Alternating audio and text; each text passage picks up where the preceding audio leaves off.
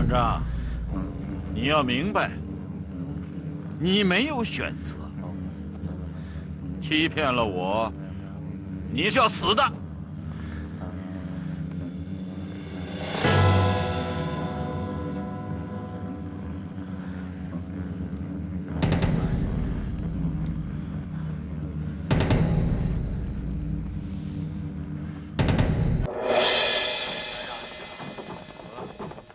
哎，你们哪里来的？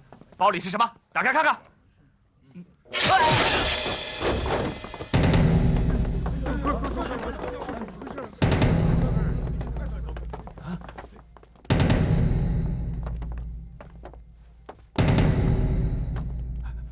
快敲门！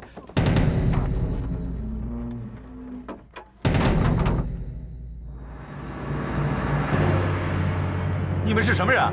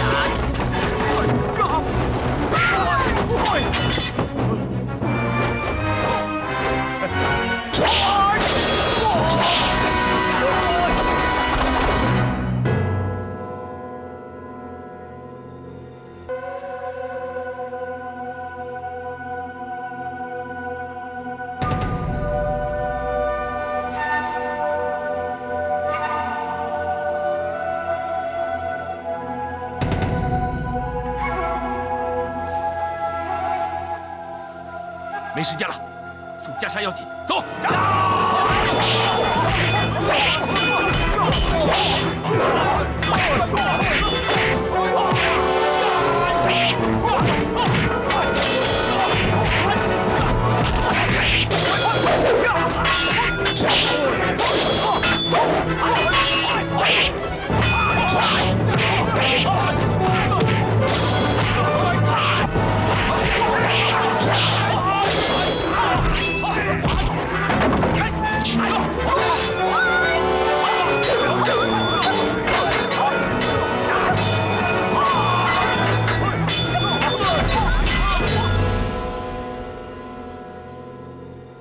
皇上，看起来他是在欺骗皇上。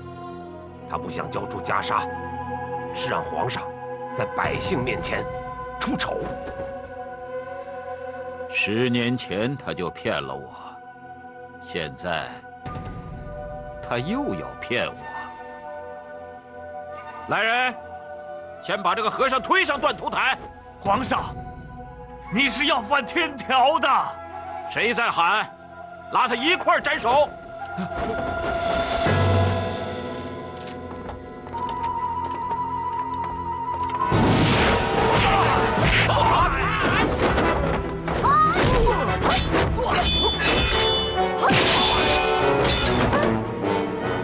还快走！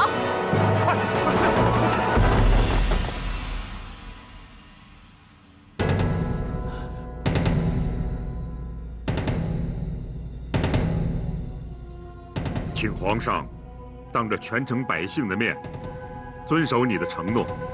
你的承诺呢？啊，那件宝物袈裟呢？如果你还不能回答的话，我就只好……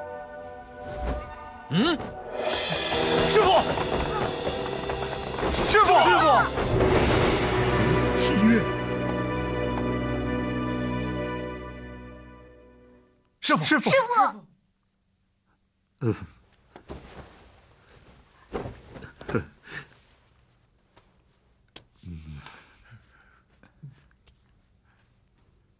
袈裟带来了吗？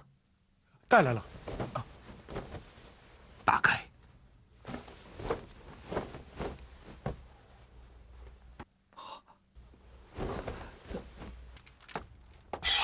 哎呀，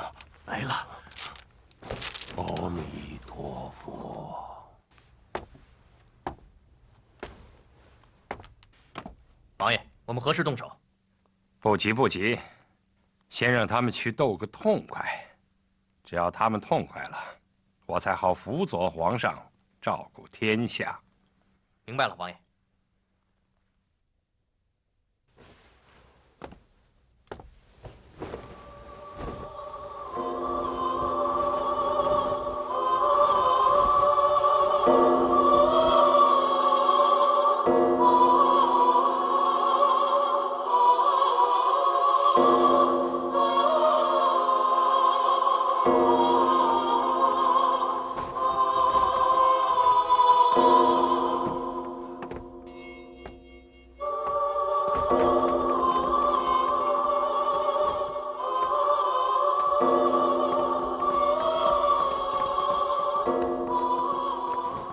是他，就是他。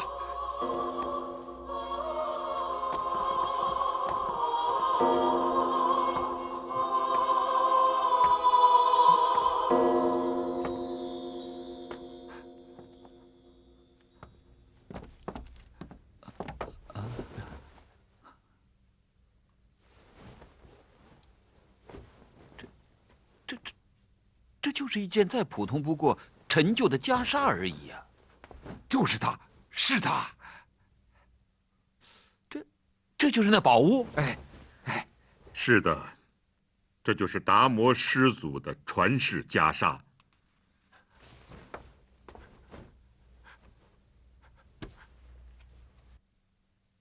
是他，是他，就是他。给朕拿上来，让朕穿上试试。他真能像你说的那般神奇，能具有神力啊！快呀！达摩袈裟的神力在心中，只有心中有佛，才能够感受到它的神力。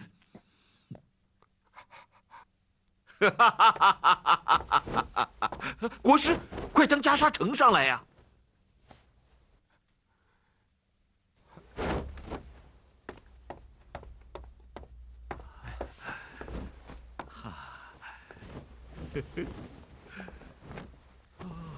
一个双手沾满臣民鲜血的人，披上袈裟，只会作茧自缚，遭到报应。国师，你说朕穿还是不穿？穿，当然穿了。那要真像和尚说的那样遭了报应怎么办？不，皇上还是不要穿了。不穿的话，我费了那么大劲儿弄来干什么？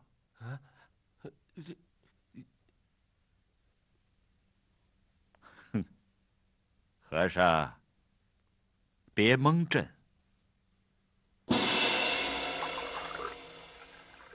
朕不信你那套，朕相信，穿上它，一定会飞起来。国师，来，给朕披上。是。啊！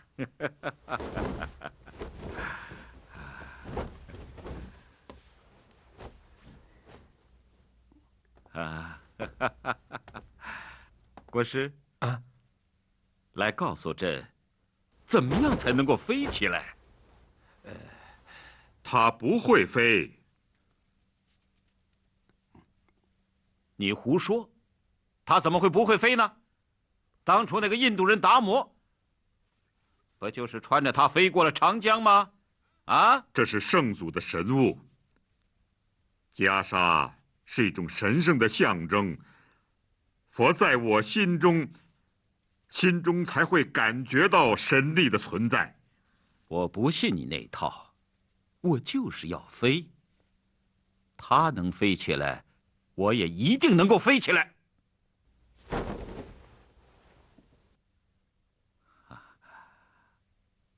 啊！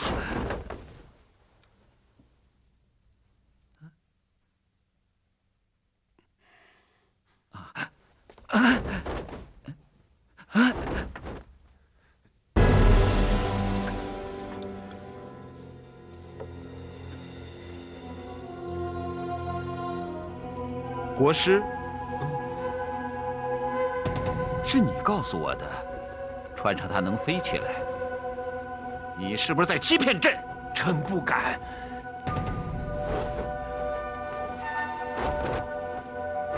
国师，你给我穿上，我看看你能不能飞起来，你能不能有神力。如果你欺骗朕的话，下场你是知道的。臣知道。皇上息怒。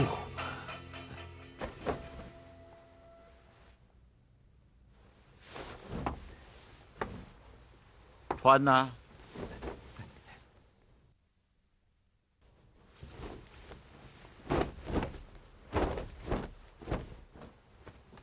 飞呀！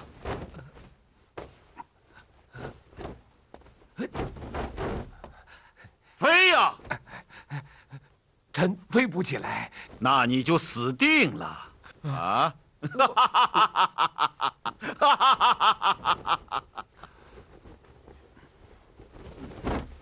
来人！既然这件东西没有神力，要它作甚？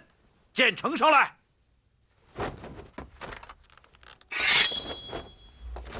我要把它砍成碎片！皇上，保护袈裟！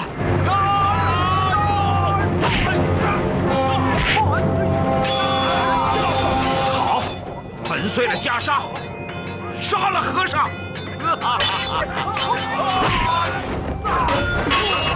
啊！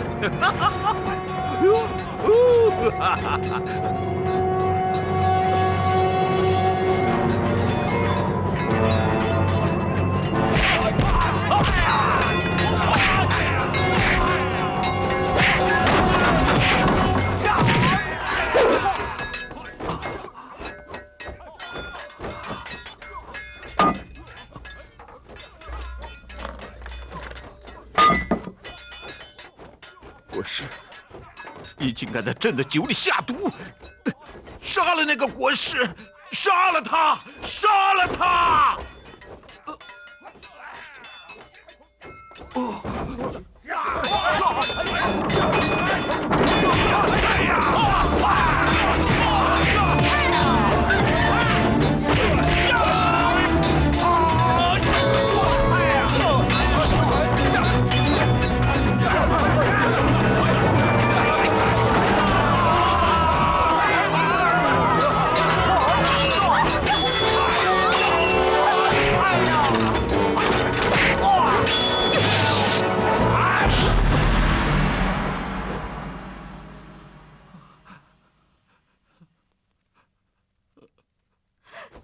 住手！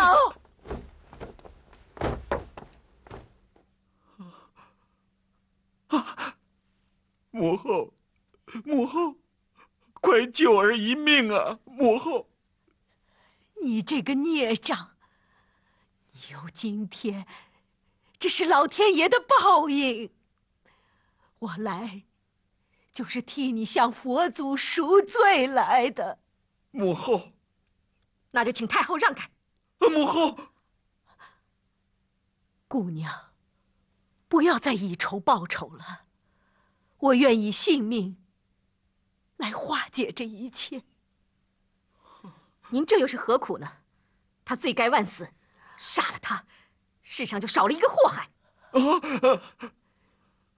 是的，对天下来说，他是一个祸害。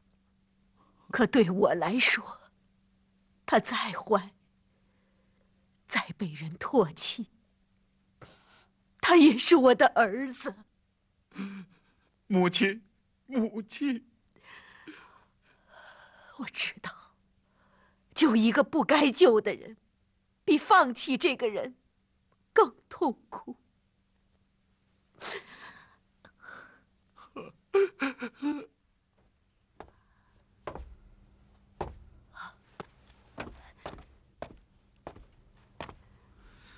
施主，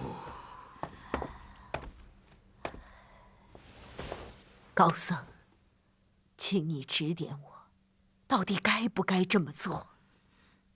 解救了一个罪孽深重的人，内心才能真正得到宽恕。这不正是施主渴望得到的平静吗？多谢大师。宽恕，难道就能化解一切吗？你看到了，再强大、再邪恶的一个生命，在消耗殆尽的时候，都会是脆弱不堪的。看着别人的痛苦，难道内心就真正的解脱了吗？实际上，别人给你的痛苦，不及自己给自己的痛苦。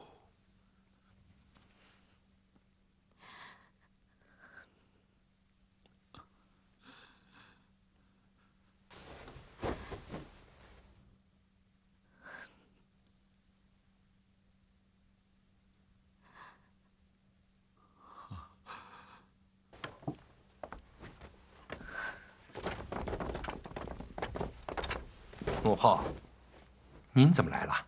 儿臣送您回宫去吧。你还记得答应母后的请求吗？儿臣谨记。难道母后不相信儿臣吗？母后愿意相信。现在，你就将母后和皇上一起护送回宫吧。好。来人，把皇上和太后送回宫去，请太医为皇上诊治。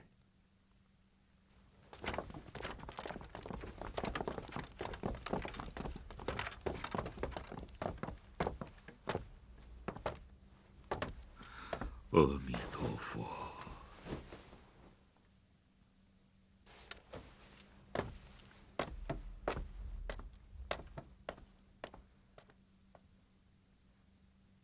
女儿明白父亲的道理了，以恩解恨，以德报怨，这样才能让世界得以宁静。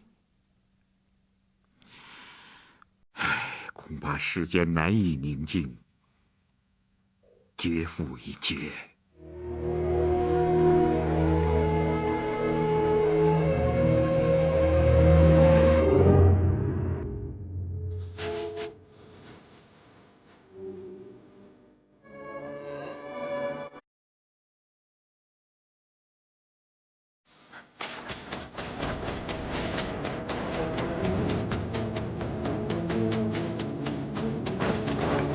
走，慢点！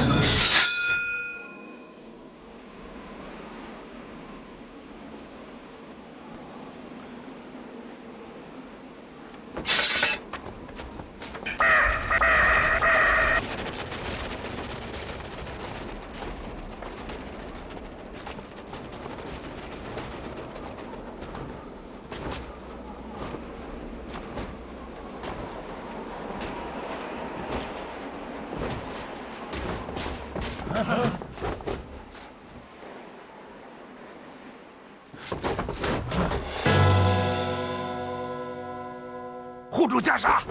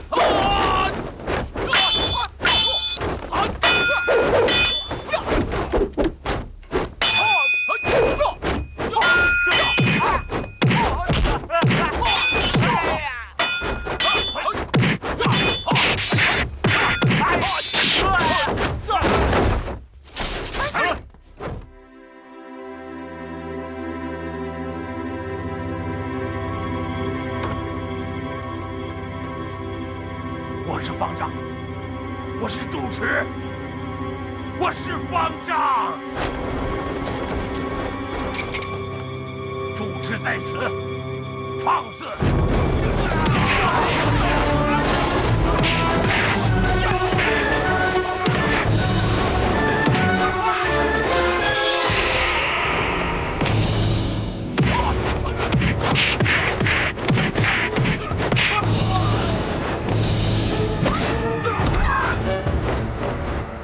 我是嵩山少林寺的主持，我是方丈。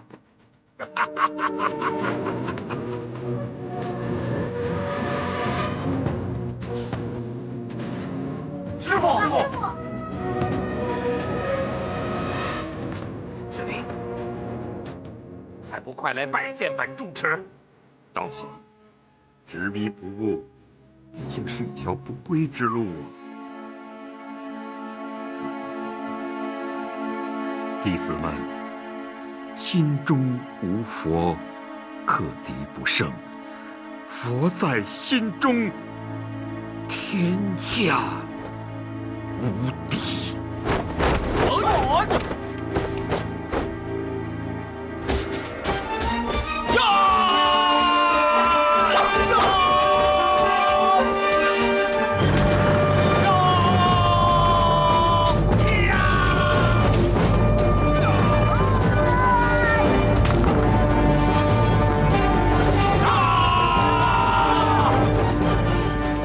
不用了。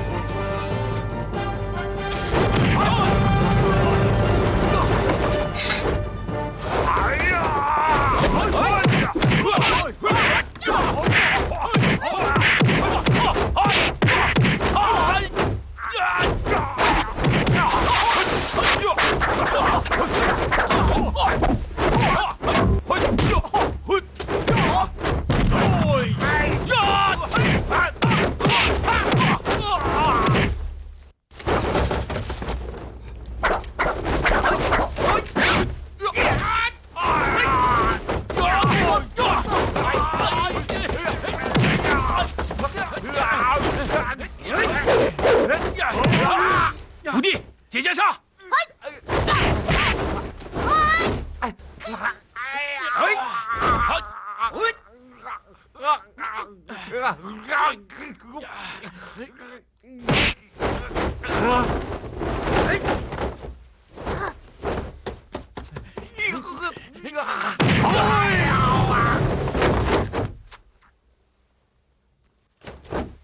师傅，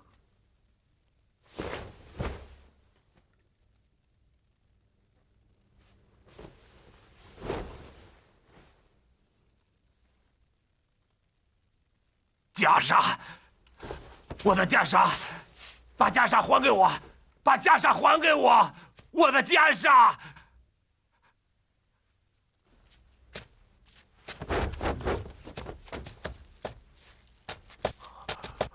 我的袈裟。道恒，袈裟是禅宗精神的传递，只有心中有佛，袈裟才会显示出它的神力。啊！我不要，我不要，假的！你骗我，你骗我！你这是假的，我不要，假的！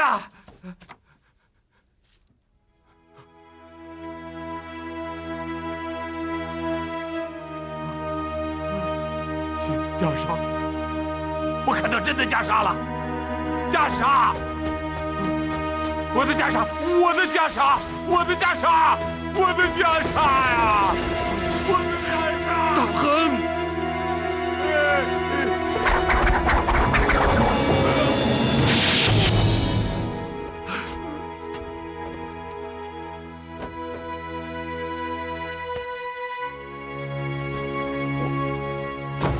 我的袈裟。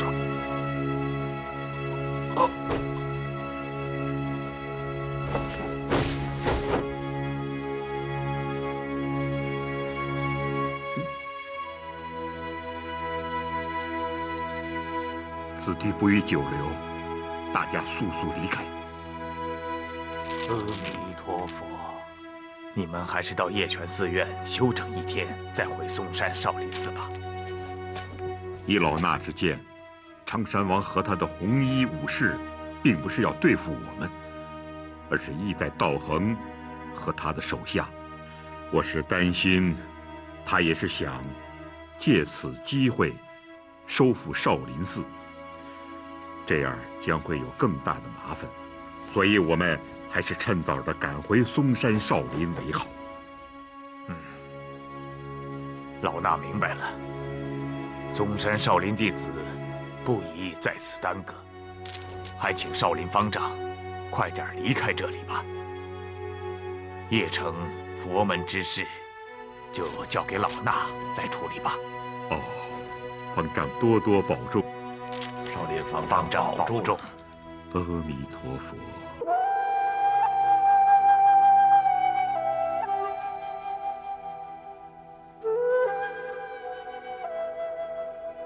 千里之行，始于足下。好，千里之堤，溃于蚁穴。好，功夫的大境界，在于下大功夫。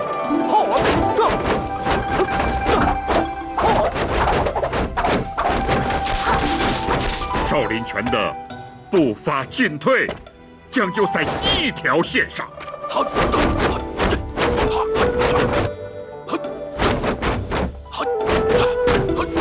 身段拳式，不求外表的美观，而求积极实用。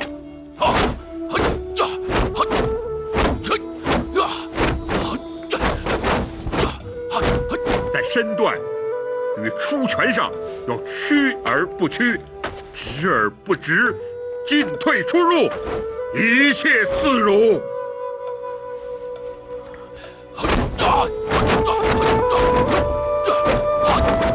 演法要讲究以目度目，以审敌势。身法注重掌握重心，起落进退，灵活无滞。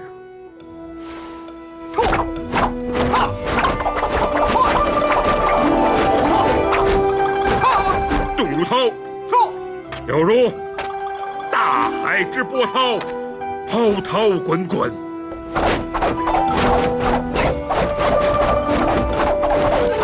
静如夜，静之时如泰山般那样巍峨；跳如猿，跳起时如猿猴般那样机灵矫健；落如雀，落下时要像喜鹊落枝般轻盈稳妥；立如鸡，站如松，转如轮，折如弓，快如风，缓如鹰，轻如叶，重如铁。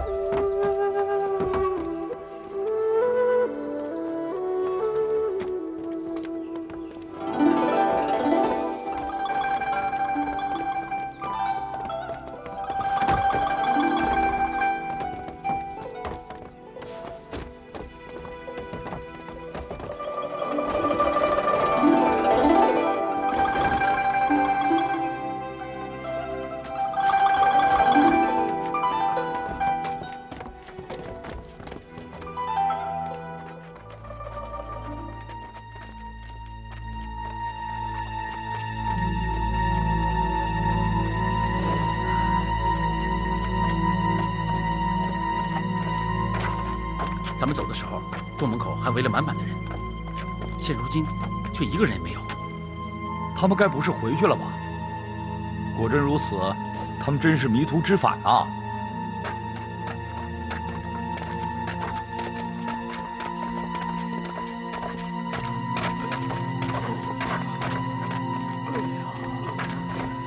二师兄，你看，这个魔女，打人不打脸，她竟然把我的脸给打伤了。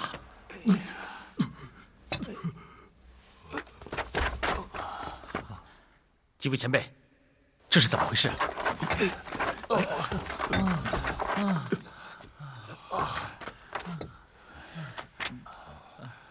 不知道哪儿来一个魔女，出手这么狠。贫僧略通医学，能不能看看你们的伤？前辈，看来伤得不轻啊！大人呢，还真是个武林高手。如果不赶紧医治，可能会有生命危险。还是让我们赶紧给你疗伤吧。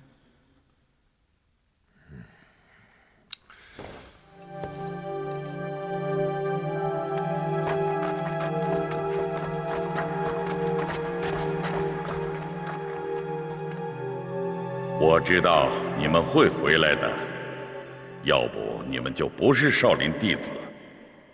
你们要先过第一关，看看你们面前是一个什么字。字哪儿字？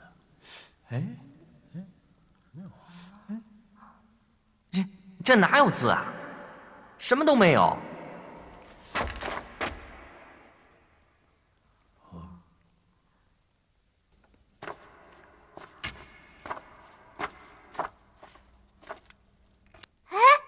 我知道了，这是个空字。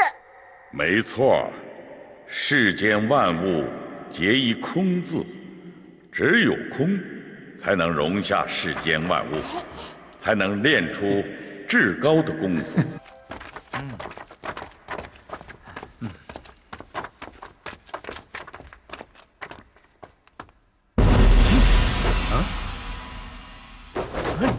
哎，咱们个个都是男子汉，该不会被这妖女打伤一回就怕了她吧？怕什么怕？对，大不了咱们再跟她战一回。哼，这个女子，你不是也被打出洞来了吗？这几十天过去了，你也不走，总是待在这里做什么？哎呀，女娃娃，你还是赶紧走得好，这把剑不是你的，你也不要异想天开了，你休想得到此剑。对，不要说夺剑，你就是有这个想法，也该死。哦，莫非你看上我的哪个徒弟了？是不是？哎，跟我说说，到底看上了哪一个啊？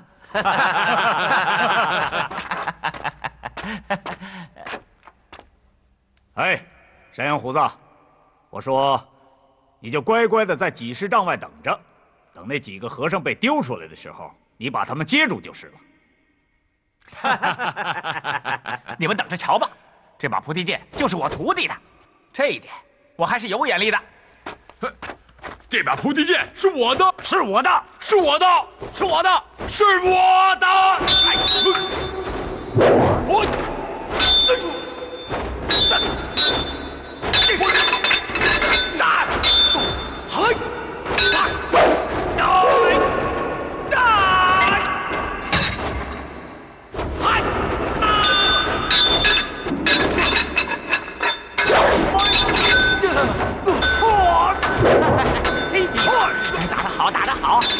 打得好，狗咬狗，一嘴毛。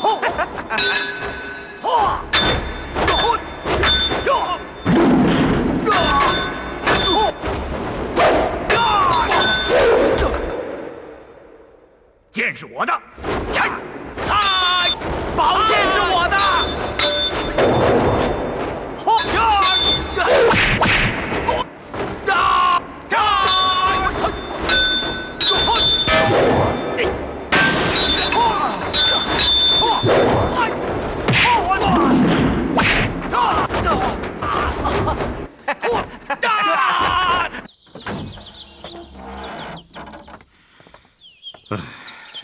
好了，你回去吧，把门关好。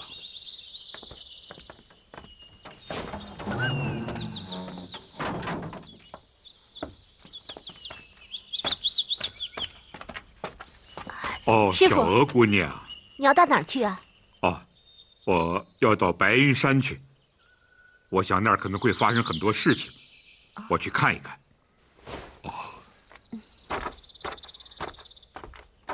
所有一切众生之类，若孪生，若胎生，若湿生，若化生，若有色，若无色，若有想，若无想，若非有想，非无想，我皆令人无余涅盘而度灭之。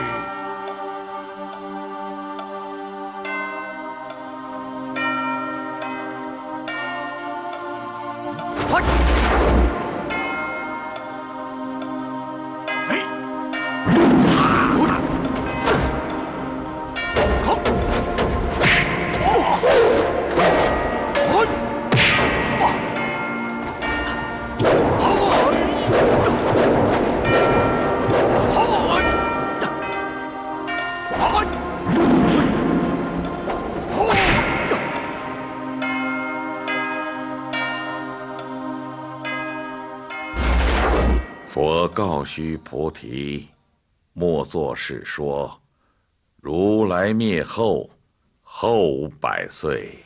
有持戒修福者，于此章句，能生信心。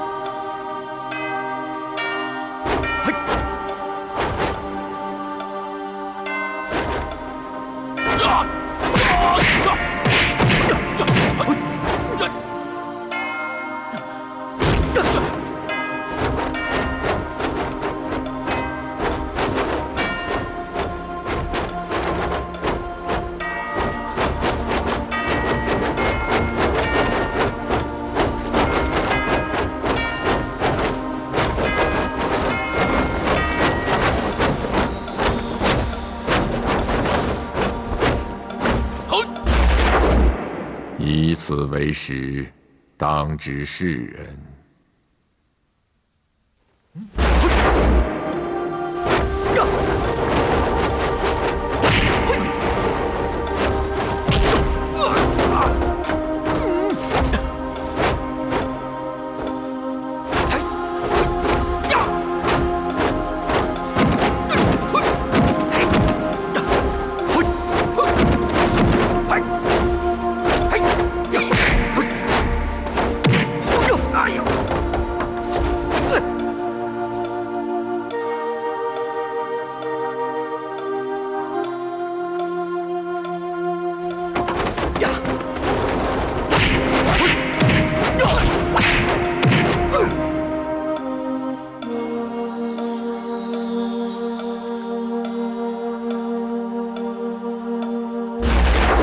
不与一佛，二佛。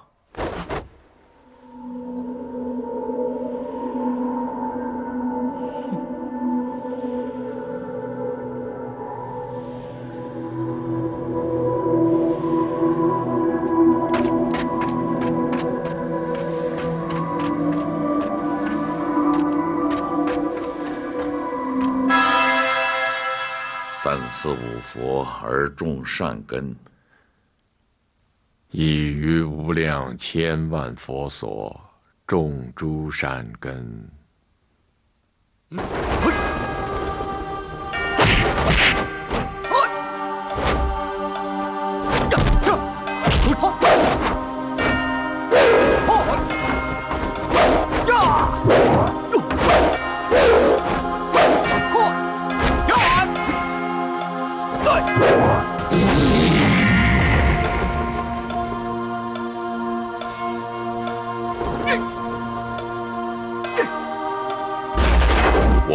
常在心中。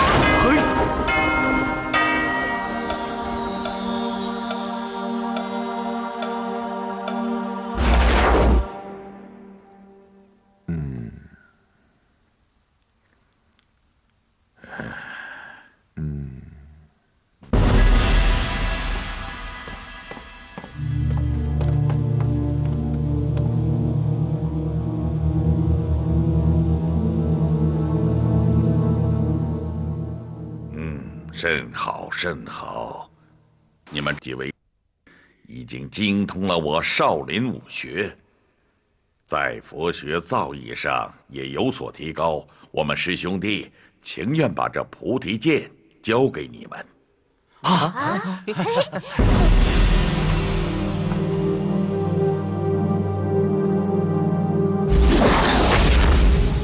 嗯，有人投剑。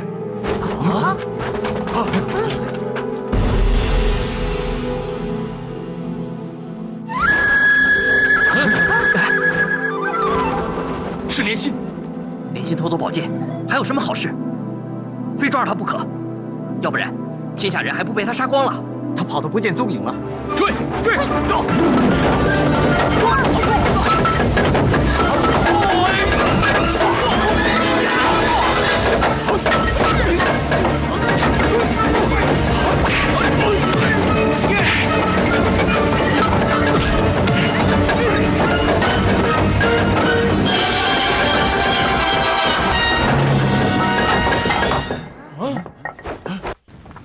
你们俩要务必尽快找回这把菩提剑。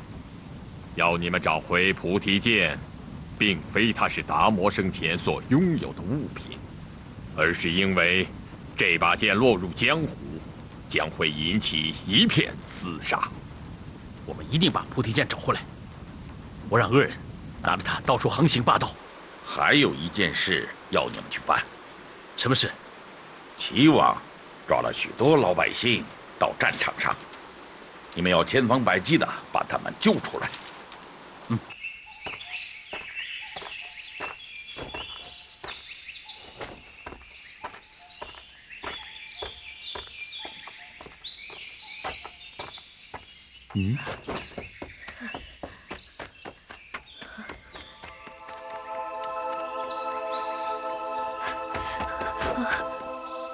西月，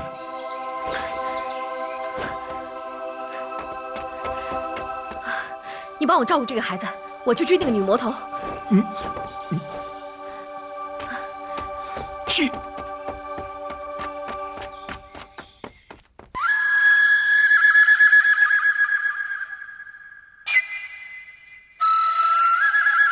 妖女，你想干什么？快把孩子交给我！放过孩子，我就饶了你。我绝对不会放过他！你太凶残了！我要把他杀掉，要不然他长大以后会来找我，还会来杀我。我告诉你，我已经拥有了菩提剑，我就是武林霸主。我要把我的仇人都杀掉，把他们的后代也都杀掉。我要斩草除根。多少年了，我都在仇人的刀锋下活着，我快活不下去了。我要把他们都杀了，我要像平常人一样活下去。快，把那孩子交给我！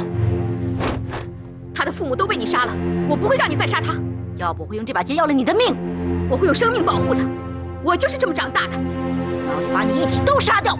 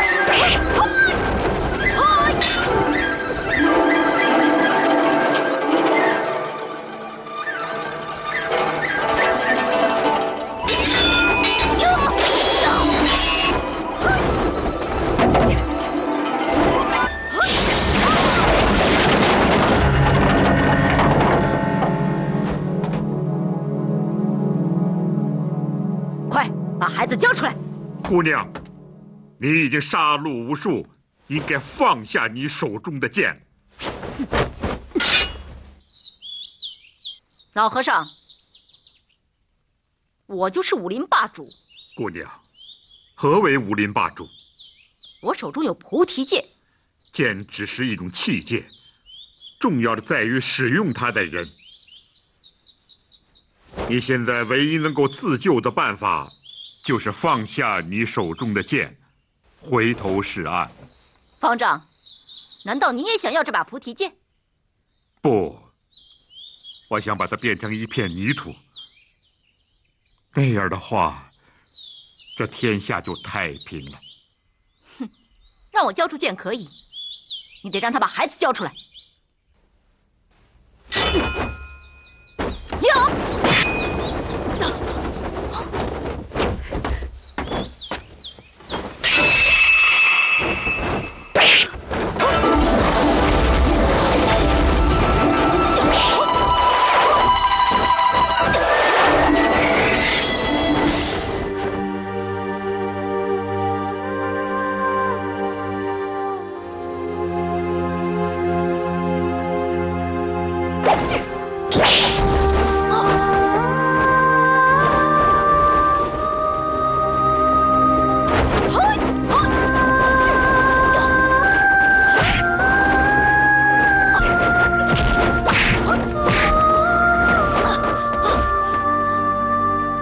放下屠刀，你才会有生路。我知道，你们又成了我的仇人。这把菩提剑只能够毁了你。如果我活着，你们又会天天追杀我。施主，与人为善，天阔地阔。可是我没有机会了，我走到哪里，不是我父亲杀掉的仇人，就是杀掉我父母的仇人，我四周全是仇人。我也想像一个正常女子一样去生活，可是我能吗？我只要闭一下眼睛，我的命就没了。我活着，就是活在地狱里。我好像有点明白你说的话了。你不会明白，你没有这样的经历，你不会明白。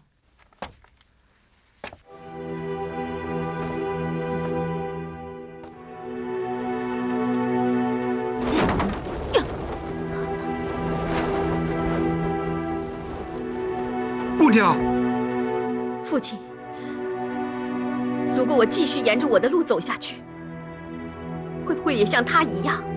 你不会。父亲，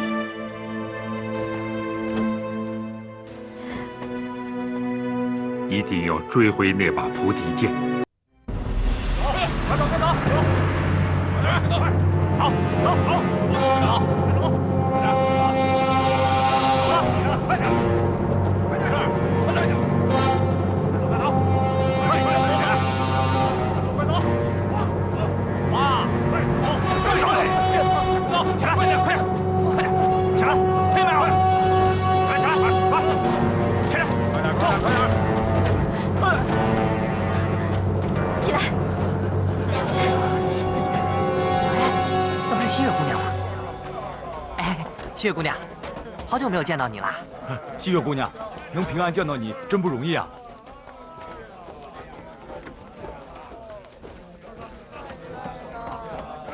抓了那么多百姓要干什么？这些天来，他们一直在抓人，我也不知道他们要干什么，但是我敢肯定，这里面肯定有阴谋。西月姑娘，你怎么到这儿来了？菩提剑在莲溪手里，你见到他了？我追到这里，他失踪了。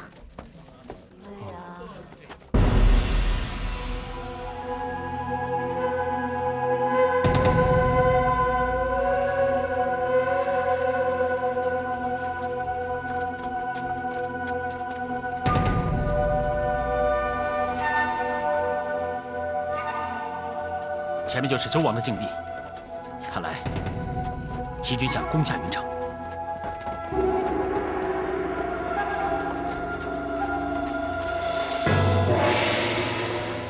将军，齐王军队3万士兵围了过来。很好，我大周也该有胜利的时候了。可他们的军队比咱们的人足足多了1倍，多1倍又如何？今日云城一战，我在皇上面前已经经立下了军令状，要把敌人消灭在这城楼之下。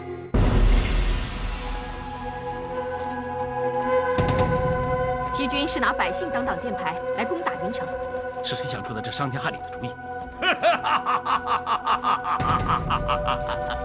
就是他，齐大将军王翦。将军，这次咱们是必胜无疑了。这些年禹州交战，哪一次不是打他妈屁滚尿流？可这一次是骠骑大将军杨坚守城啊！一个杨坚，又奈我何？在本将军看来，不过是个摆设罢了。喊话！是。周大将军杨坚听着，我大齐将军王翦奉皇命拿下云城，3个时辰内，你若不带兵来降，王将军必然要血洗云城。将军，齐军要攻上来了。何惧之有啊？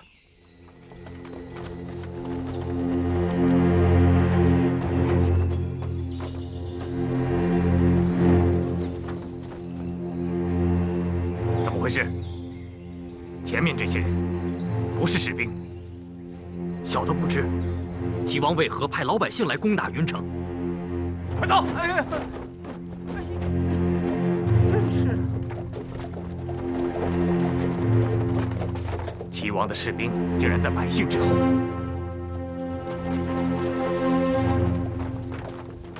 杨坚再不投降，3个时辰内血洗云城！混蛋！本将让你一声吼，是为了把敌人吓破胆。你去这边娘娘腔，怎么把敌人吓走？喊！杨坚，再不投降，3个时辰内血洗云城！听说王翦为人凶狠，行事极端，他每遇事都能想出常人难以想象的恶毒主意，但万万没有想到，他这次居然以老百姓来做挡箭牌。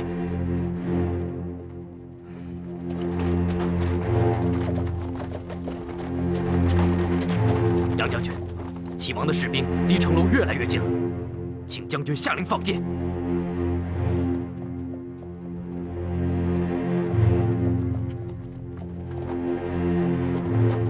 将军，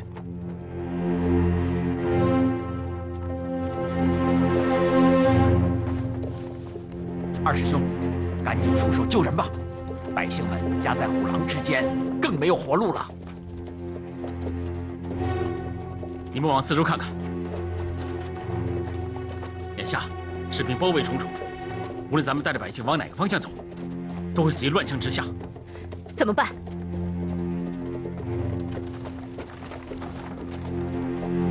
将军，快下命令吧！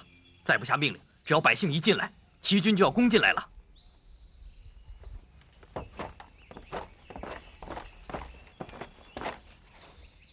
王翦，如虎狼啊！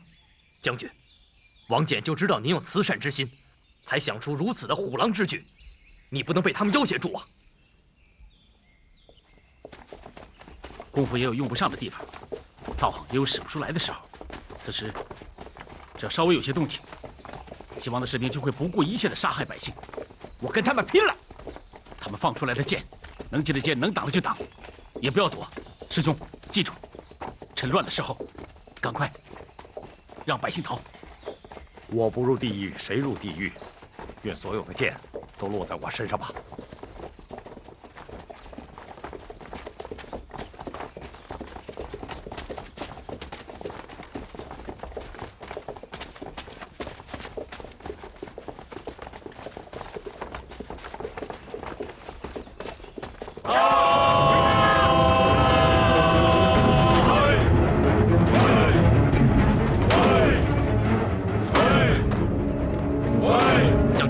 齐王的军队已经开始攻城了，你再不下令，他们顷刻之间就要……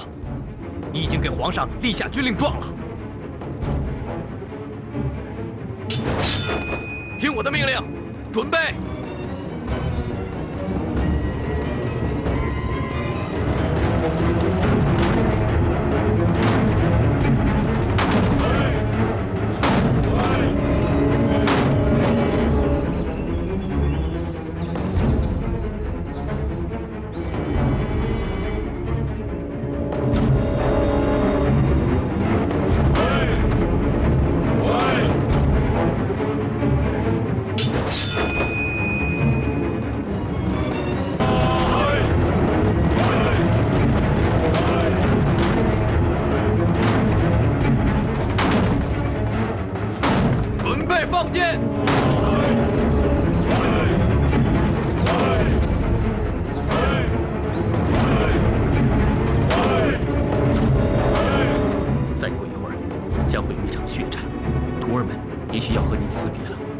师傅，你要多保重。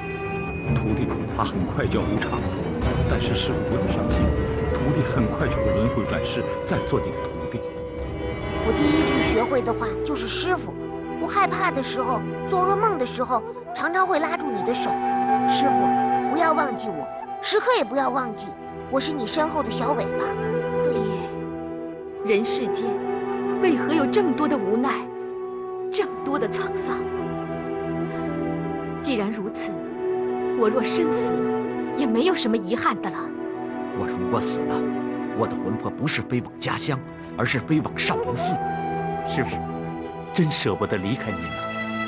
我为什么出家是一个秘密，我知道，您如果知道真相以后，一定会责怪我。师傅，我要是死了知道，待我死了，您能替我剃度吗？我能成为真正的少林弟子吗？大家听令，没有我骠骑大将军杨坚的命令，谁也不准放箭。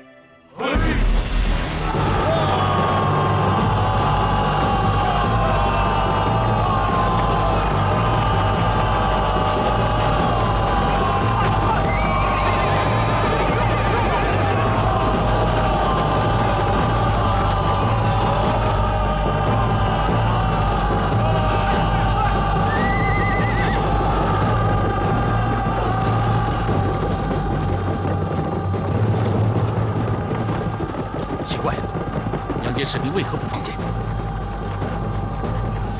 城内怎么一个杨坚的士兵也没有？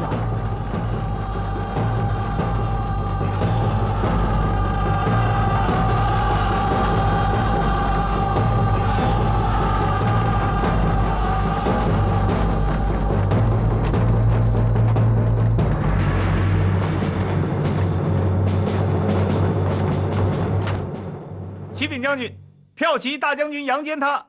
如何？他已经弃城而逃了。弃城而逃？怎么可能？真的，小的已经仔细搜查过了，城里已经一个兵都没有了。杨坚为什么要弃城而逃呢？他害怕了呗。没想到，这云城转眼间就是我大齐的城池了。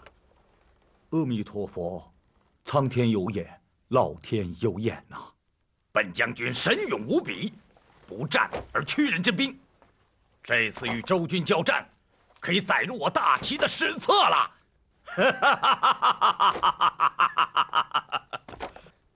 将军，这些百姓怎么办？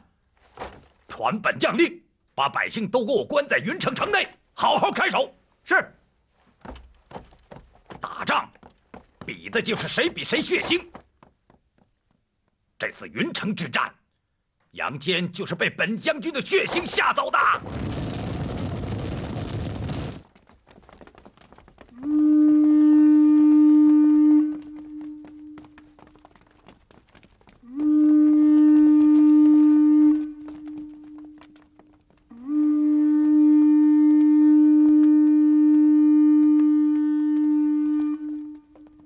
这号角声好凄凉。不是号角凄凉。而是你的心事太重。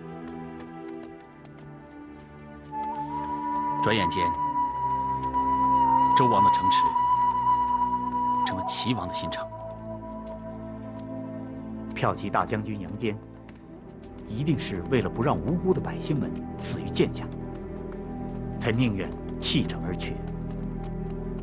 爱民的将军逃了，最无道的人反而取得了胜利。趁齐王士兵进城之际，咱们一起搭救百姓。已经夺下了云城，王翦还是不肯放过老百姓。看来，王翦还要故伎重演。我担心，他会杀掉这些无辜的百姓。那我们就趁夜里冲出去杀了王翦，一了百了。我看了，他们都在庆祝胜利，吃肉喝酒呢。那边我也看了，只有几个士兵。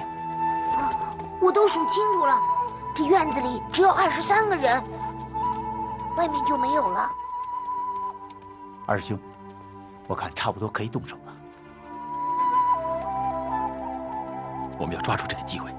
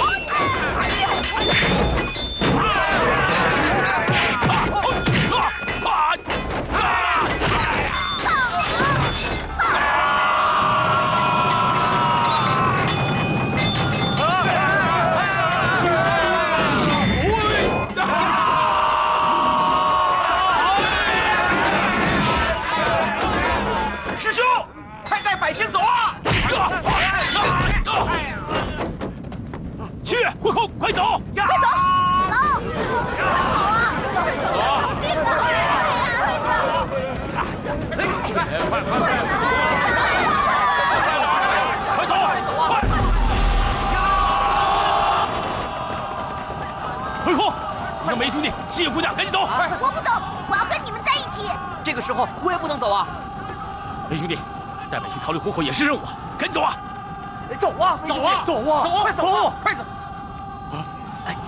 快走啊！快走啊！赶紧走！快走！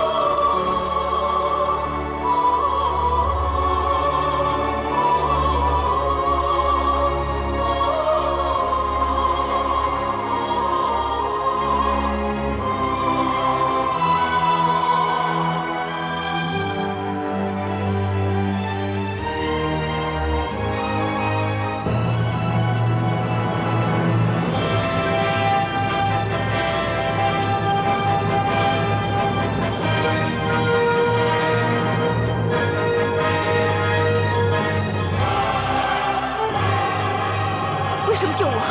为什么不救呢？我要死了吗？不会。你相信吗？在日后的岁月里，我会梦回这一刻。这战场太冷，这剑太寒，在这乱世中有此相拥，我知足了。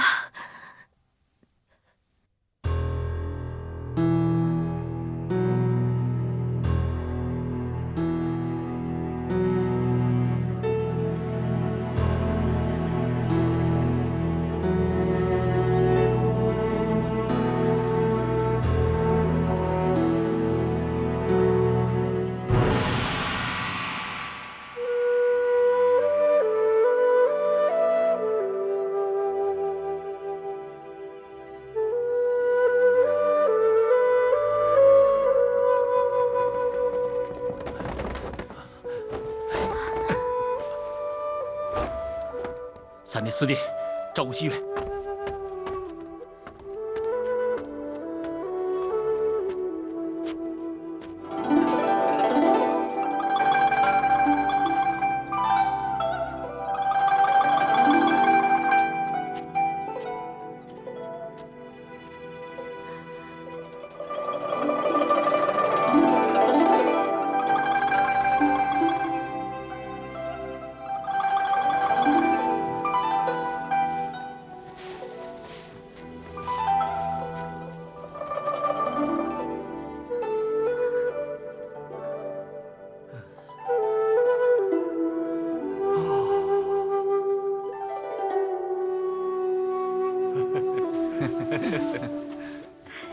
哎，谢谢姐姐，你们看，站住！站住！逃不了了！小魔女，你逃不了了！把剑给我交出来！哼，你们一群无耻小卒，趁我练功时偷袭我，非君子所为。君子？谁是君子？铁蜈蚣，你是吗？我不是。哼哼，我也不是。我们这里没有一个君子。哼，小魔女，我们跟了你3天3夜了，就不相信你又不睡觉、不拉屎的时候。再说，我们不是趁着你练功的时候偷袭你，我们是趁着你拉屎的时候偷袭你。呸！不要脸！把剑交出来，也许能饶了你一命。要命有一条，要剑没有？你给不给？就凭你们也想得到菩提剑？哼！白日做梦！好，看你是要剑还是要命！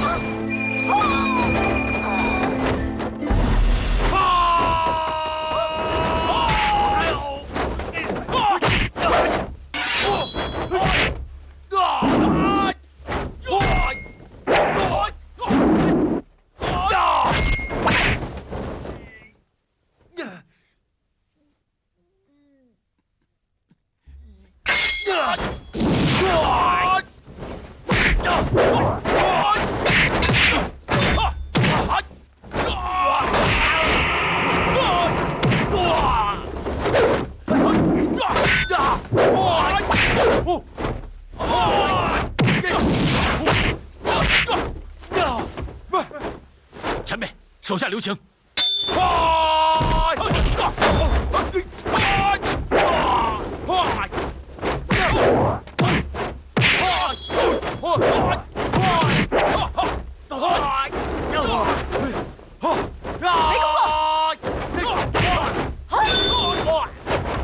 雷公公，黄土埋到脖子上了，你还是这么爱犯急？牡丹夜叉，好久不见了，你怎么和他们在一起？你管得着吗？哎呀，徒弟们，你们可回来了！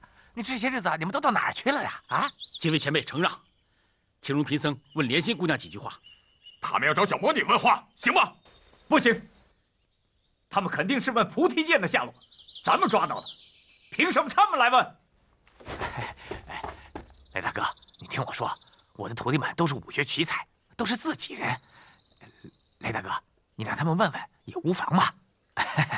他们也许能问出菩提剑的下落，咱们在旁边听着，知道了剑的下落，咱们好去夺。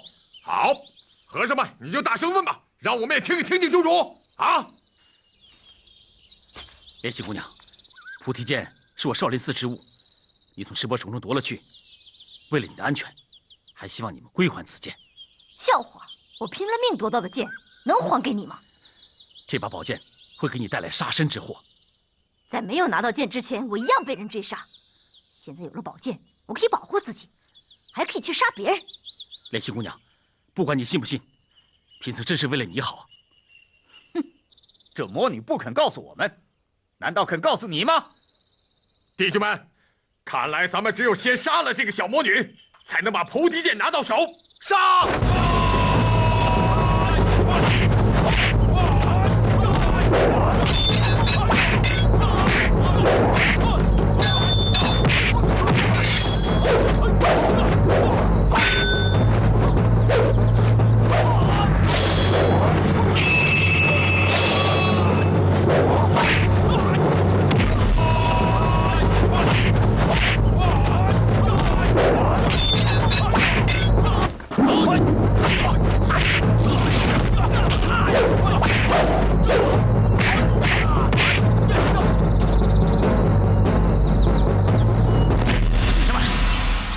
雷姑姑，莲溪姑娘已经受伤，请不要再下重手了。你管不着。菩提剑再重要，难道能比得过人的性命吗？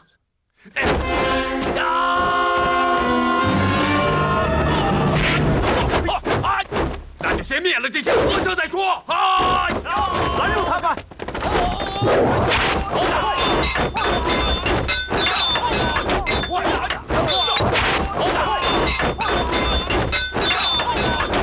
别打了，都是自己人，都是自己人，别打了！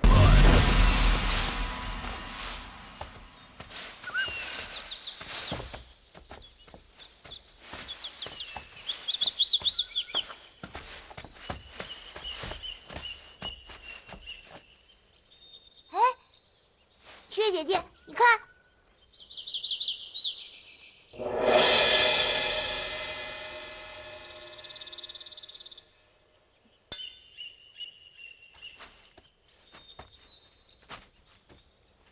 慧空，你看，菩提剑，原来菩提剑在这儿。鹿妈妈身上插着一把剑，该多疼，多可怜呢！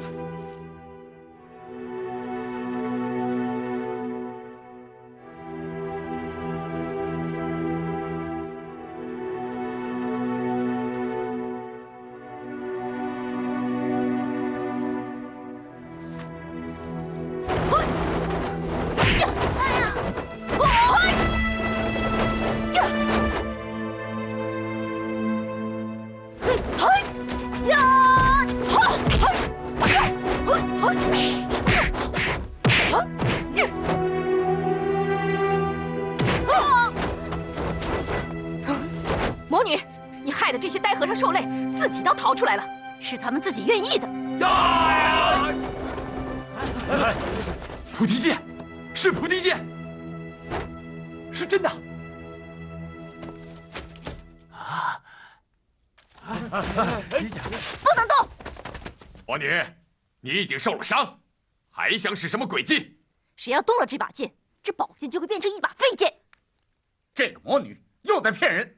这把剑是我插在母鹿的身上的。我得到这件宝物以后，发现它并没有想象的那么神奇。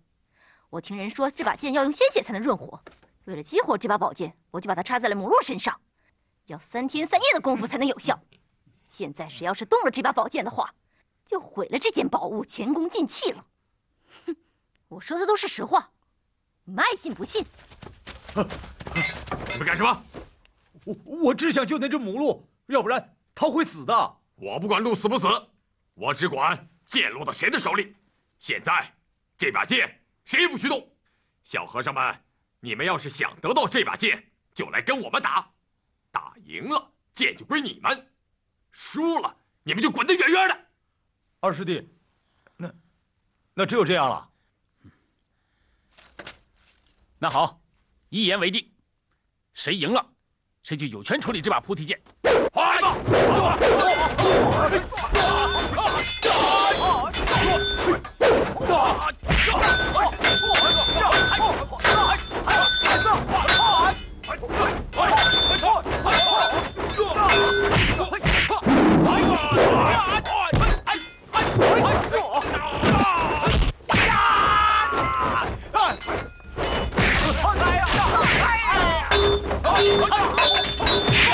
兄，他们什么招都用了，这样下去只能挨打。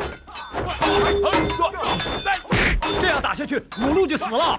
雷公公、铁蜈蚣、红信子，你们这3个老妖精，听我说，现在早已分出胜负了，你们还打什么？你说什么？少林寺的和尚赢了。你胡说！你们用了12分的力，什么招式、什么见不得人的暗器都用上了，而他们只用了3分就对付了你们。这把宝剑应该归少林寺的和尚。不行，我们又没说过打到什么时候为止。我看打他3天3夜，谁要是撑不住了，算输。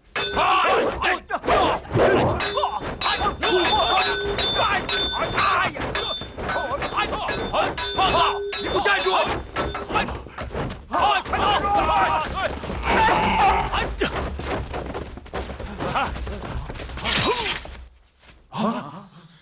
大师兄！大师兄！大师兄！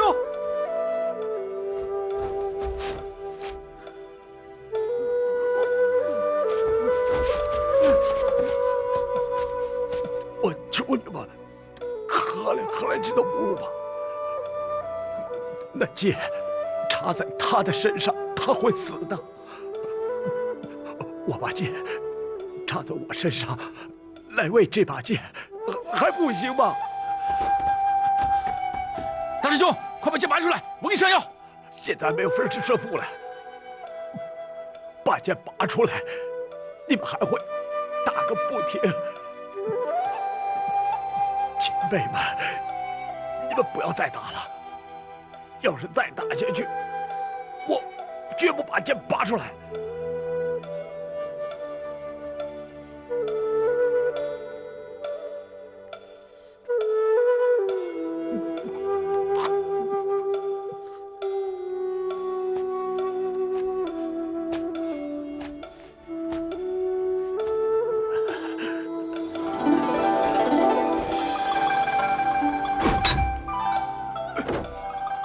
为了救你之路，小师傅宁可把剑插到自己身体里。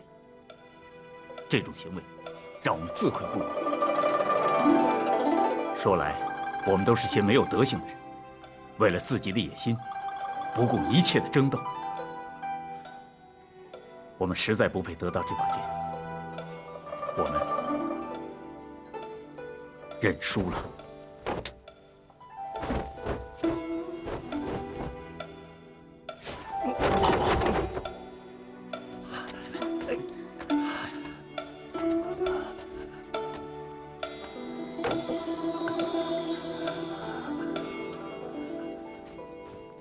大师兄，你真傻！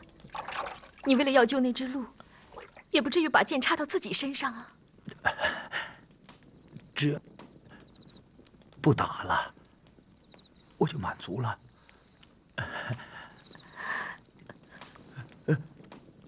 那只母鹿没事吧？好，很好，我们已经替它疗伤了。现在它正好好待着呢。让我看看。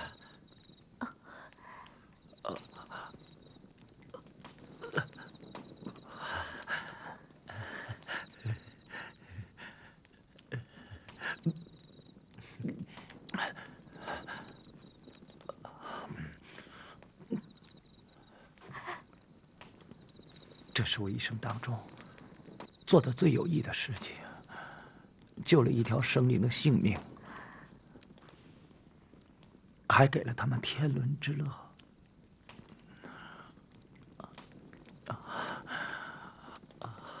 哎呦，大师兄，你不但有德行，还挺诗情画意的。别说了，大师兄，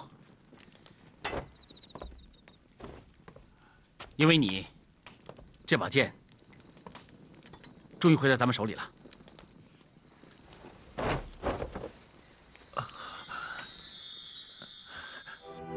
剑，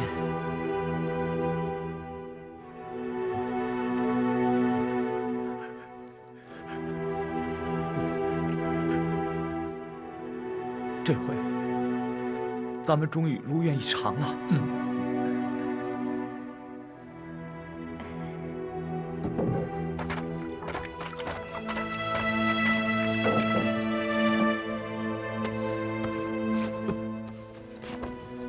你们要干什么？大师兄，我们为你的行为所折服，想为你做点什么，可想来想去，还是给你洗脚吧。使不得，使不得啊！有什么使不得的？你老照顾我们，咱们兄弟照顾你，怎么了？别动！哎呦，乖乖！哎呦，别动！真臭！大师兄，我不嫌你臭。哎呀，哎呦，我，哎呀，哎，不要擦了，快给我穿上，快给我穿上！高僧，得道高僧啊！前辈，你这是做什么？快请起，快请起啊！哎，我这个人百无一失，可有一点，我的眼睛可不拙，我早就看出来了，你们几个非同凡响，非同凡响啊！今天果然证实了，感动，真是感动啊！不敢当，不敢当。快去啊！还有你雷公公不敢的事。就是啊，快去啊！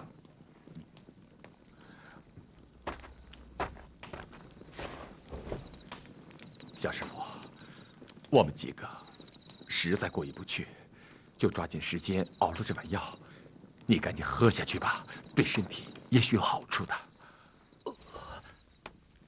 谢谢，谢谢啊！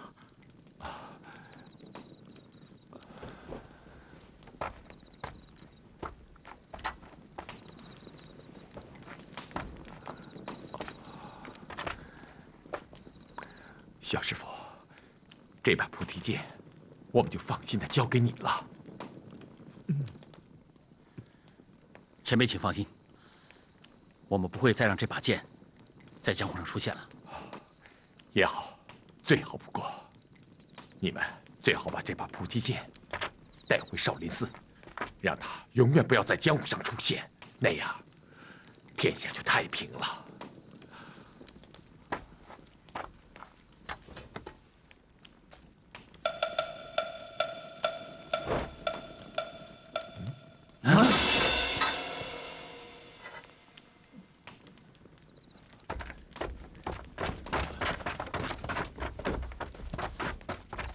你受死吧！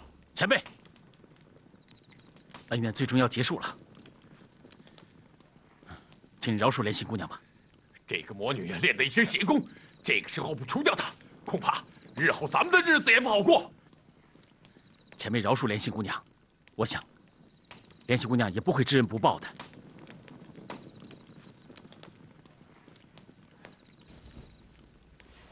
好吧，我就看在你的面子，饶她一死。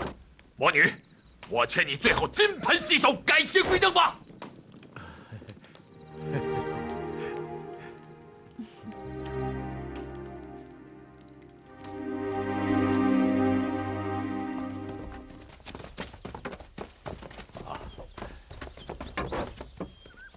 小师傅，此行能够认识你们，也算不虚此行。否则的话，我们兄弟几个恐怕一辈子都要白白守在白云洞外了。现在，我们也该去做一些我们自己想做的事情了。不知诸位前辈要去哪儿，做些什么？哎，在白云洞外守了这么多年，现在该做什么？我们兄弟几个是迷茫的很呐。